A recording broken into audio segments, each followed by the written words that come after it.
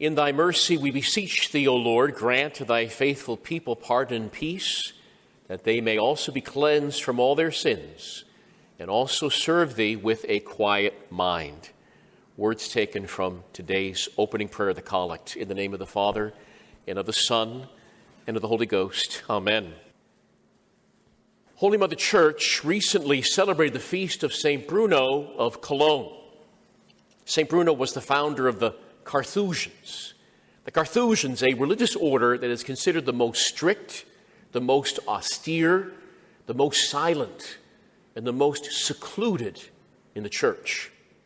And since the Carthusian order maintains a strict observance of humility, St. Bruno's cause was actually never introduced. He was never formally canonized. Even as a young boy, St. Bruno was a serious child, focused in on eternal things and not caught up with the ever-changing things of this world. He was eventually ordained to the holy priesthood and became a canon at the cathedral, charged with chanting the divine office. On one particular day, St. Bruno and the other canons of the cathedral were prayerfully chanting the office of the dead in the presence of a casket occupied by a fellow priest who had recently died. During the chanting of those psalms for the dead, the corpse of that priest literally came alive and rose up out of the coffin. The deceased priest then turned towards the choir of canons and stated, "My brothers, I have been accused, I have been judged by God, and I have been damned." This had a great effect upon all who were praying the divine office that day. An already serious Bruno became ever more focused on the things of eternity and ended up founding the Carthusian order because he wanted to save his soul and give glory to God. The motto of the Carthusians is well known. It's a wonderful motto. In Latin, the motto reads, "Stat cruxtum volvitur orbis," or in English, "The cross stands still while the world turns." The cross stands still while the world turns. Although the motto has never been officially interpreted by the Carthusians, the meaning seems fairly obvious. While all merely human affairs have their back and forths, their ups and downs, the rising and falling of nations and empires, wars here, peace at this moment, triumph and tragedy, always a change, always restless, the cross of Christ remains constant, unmoving, consistent, rooting us, when we cling to it, in the divine eternal stability, because God is immutable, unchanging. Now, the world is always restless and never at peace, always wanting change, always wanting innovations, a new this, a new that, a new learning, a new age movement, a new mass, a new theology. The cross stands firm. Tradition remains consistent because Christ is the same yesterday, today, and forever. And as a result of this firmness in the cross and in tradition, St. Bruno's order has not experienced any radical changes in its way of life since it was founded almost 1,000 years ago. Their constitutions, their observance of the rule remains exactly the same. Their distinct Carthusian liturgy, by and large, did not experience the onslaught of the disastrous liturgical revolution. As the Carthusians often say, numquam reformata, quia numquam deformata. Never reformed because we've never been deformed. As many of you might know, the Carthusian monks in the snowy wilderness region near the Chartreuse Mountains in France started making a famous liqueur some 400 years ago known as chartreuse. On every bottle sold, you will find that Carthusian motto, along with an image of the cross planted on top of the world. It is a potent potable, to say the least, made up of a secret blend of 130 herbs and plants, only a few monks know the secret ingredients and the proper blending of them. The recipe for this drink has not changed at all since it was written down in a manuscript in the year 1605 AD. Nothing has been added. Nothing has been subtracted. Nothing superfluous. St. Bruno and the Carthusians have always been men of great faith, focused on eternal realities and not easily distracted by the passing things of this world. We can learn a lot from them. Because modern man is restless. He's rarely ever at peace. Modern man is also easily distracted by the things of this passing world. We view the news, we read the news stories, and we're disturbed constantly. We're tossed and turned by every worldly event, whether in the world or in the church. We're also becoming ever more divided as one side pits itself against another side, distracting us from our main objective and our main enemies. The COVID crisis has brought much distraction, and it has caused us to think and focus too much on the temporal realm. All the experts, all our elites keep the population focused in on numbers. It's all about quantity.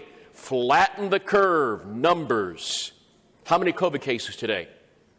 How many positive tests this past week? How many hospitalizations? How many vaxxed, unvaxxed?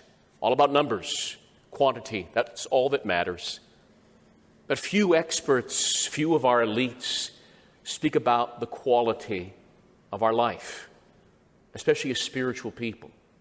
How people's lives and livelihoods have been severely harmed by these protocols and mandates which make the remedy infinitely worse than the actual virus itself. Churches have taken on the appearance of ICU wards, and the quality of liturgy suffers as sanitizer replaces holy water and masks become the newest church vestment.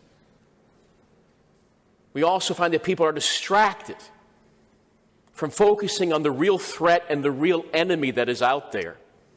It's as if those in authority have purposely sought to divide us so that we will not unite against a growing government overreach. And so it becomes the masked versus the unmasked, the vaxxed versus the unvaxxed, the vaccine cult versus something else. And yet we fail to focus on the real issue of the day, namely who sponsored, who paid for, where did the money come that brought about the gain-of-function research that allowed this SARS-CoV-2 virus to be so virulent and transmissible, to jump from one species to another, to spread from beast to man, which is not naturally done. It doesn't naturally do. Who released it upon humanity? And was it released by mistake? Was it released by negligence or purposely? These are the ultimate questions. As Dr. Anthony Fauci, the director of the National Institutes of Health, stated in years past, interesting what he said, quote, in an unlikely but conceivable turn of events, what if that scientist who experimented on coronaviruses becomes infected with the virus, which leads to an outbreak and ultimately triggers a pandemic? In other words, we have all this research being done trying to make this virus more virulent, more transmissible. What if it gets out in a pandemic? Dr. Fauci's answer to his own question. Scientists working in this field might say, as I indeed have said, that the benefits of such experiments and the resulting knowledge outweigh the risks. It's all worth risking it. The condition of being distracted, restless, and unfocused is also present within the membership of the church, including within traditional communities. It is such a blessing to be part of a traditional Latin Mass parish where people speak the common language of the faith. That is unusual for people to be openly speaking of the Catholic faith and the moral truths of our faith without fear of offending the other person next to you. We're united on the truths given to us by Christ through the apostles. Seeing our unity of faith, therefore, the demons will seek to divide us in other ways, through cliques, infighting, factionalism. In any parish, some can become distracted or divided on smaller matters that in the face of the present crisis we face are really insignificant. Small disputes that are molehills become quickly built up into mountains. We must rise above this and maintain a mature love for one another that endures and bears with the other. At this moment in time, we must focus in on the real threats, the real danger, the real adversaries. The traditional Latin Mass and the traditional Catholic faith are presently under assault, serious assault. Let us then be united in facing off against that foe and the modernist virus present within the membership of the Church.